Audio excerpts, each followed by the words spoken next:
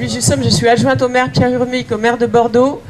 Et donc, vous le savez, notre équipe municipale est à l'exécutif, donc dans une majorité plurielle, mais essentiellement conduite par Pierre Urmic, qui est écologiste. Et moi, je suis également écologiste de Génération Écologie. Nous sommes ici ensemble.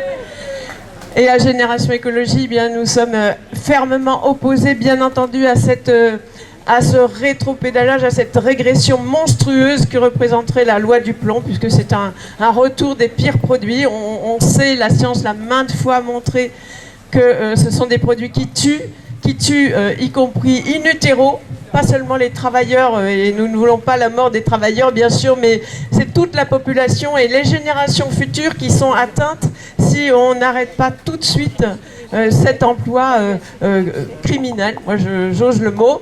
Et donc, à la mairie de Bordeaux, moi, je suis chargée de la délégation santé, sécurité sanitaire et risques majeurs. Eh bien, ça coche les 3 cases.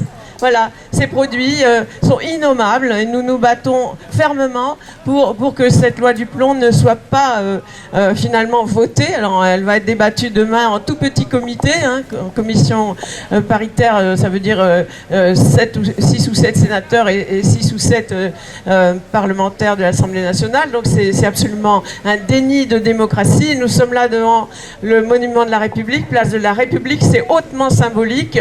Nous sommes là, nous défendons la République et la démocratie.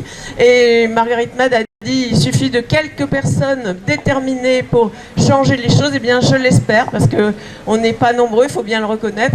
Mais néanmoins, on a le pouvoir d'influencer tout autour de nous et c'est vraiment ce qu'il faut faire dans l'urgence, en tous les cas avant le début juillet, parce que ce serait criminel, et à la fois pour les travailleurs, et évidemment, comme toujours, ce sont les plus pauvres qui payent le plus cher tribut. La maladie de Parkinson est enfin entrée dans le tableau des maladies professionnelles pour les viticulteurs, mais c'est de haute lutte et ça reste un parcours du combattant pour les personnes touchées, et de poser un dossier et d'emporter l'indemnisation. C'est pas du tout automatique comme ça devrait l'être. Et bien sûr, on sait à qui profite ce crime. Il profite aux gros intérêts industriels, européens, internationaux, et ici aussi en France. C'est une poignée de personnes, mais elles sont extrêmement puissantes et elles rachètent les propriétés. Il y a des luxembourgeois qui viennent racheter des terres agricoles en France.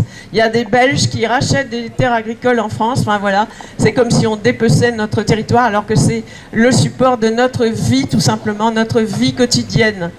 Les abeilles, c'est un signal, c'est une sentinelle, un peu comme les canaris pour les coups de grisou dans les mines. Et en fait, ce sont les mêmes populations qui sont prioritairement touchées, les plus pauvres, les plus laborieux, et c'est ceux-là que nous voulons défendre en priorité, parce que les plus riches, visiblement, ne se rendent pas compte que ça touche aussi leur santé à eux, leurs enfants à eux, mais ils continuent et il faut à tout prix que nous puissions stopper les choses maintenant. Merci.